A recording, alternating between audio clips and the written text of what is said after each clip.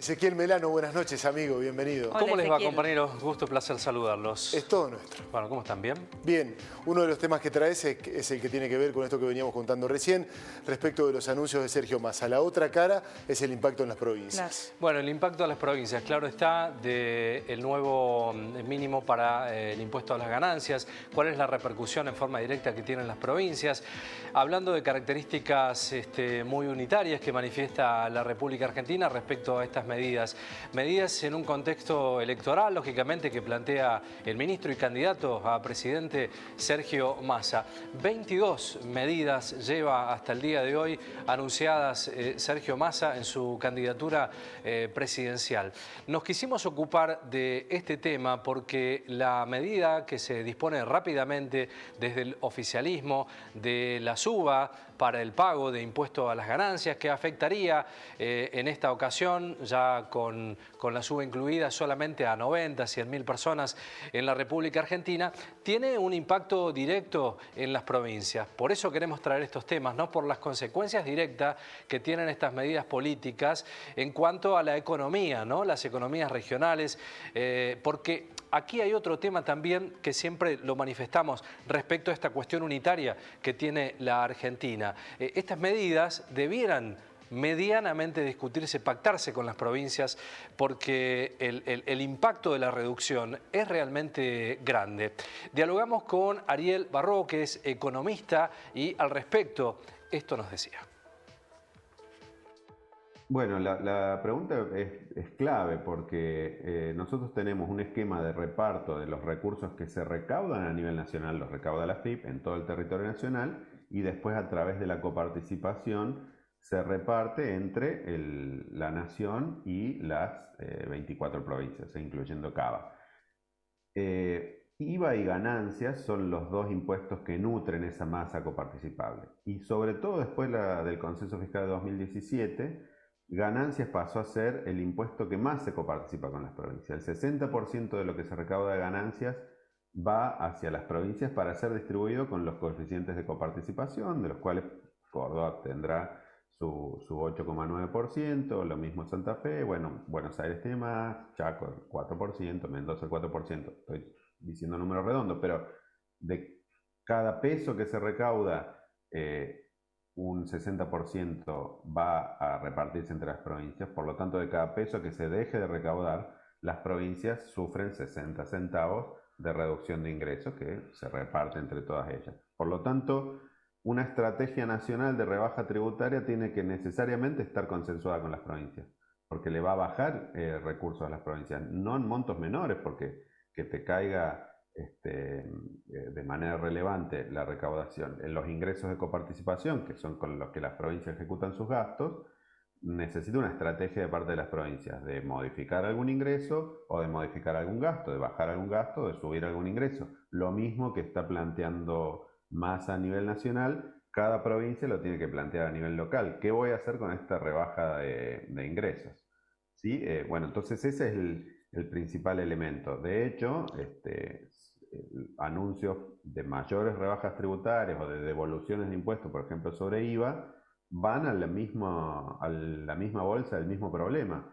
Los dos impuestos principales son IVA y ganancias, que van a las provincias, se coparticipa con las provincias, en el caso de IVA 50 y 50 prácticamente, pero de nuevo, cualquier reforma que yo haga sobre esos impuestos no es lo mismo que la que puedo hacer con un impuesto no coparticipable, como por ejemplo las retenciones.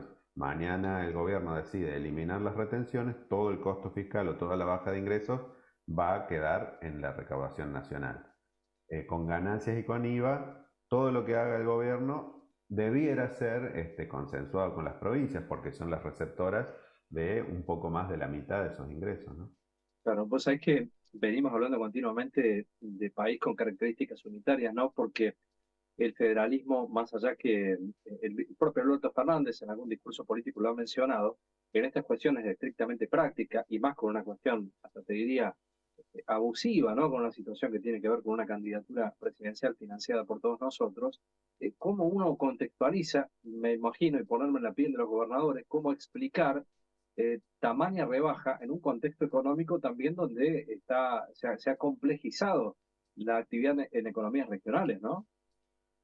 Sí, está todo muy complejo, tenemos bajas en los niveles de actividad, bajas en los niveles de consumo, se viene viendo, sobre todo este 2023, que se viene viendo y ya los datos marcan una recesión en el nivel de actividad que le pega directo también a las provincias, que su recaudación propia también depende de lo que pase con la actividad, el principal impuesto siendo ingresos brutos. En muchas provincias también el principal ingreso es la coparticipación, entonces dependen de lo que pase con la coparticipación.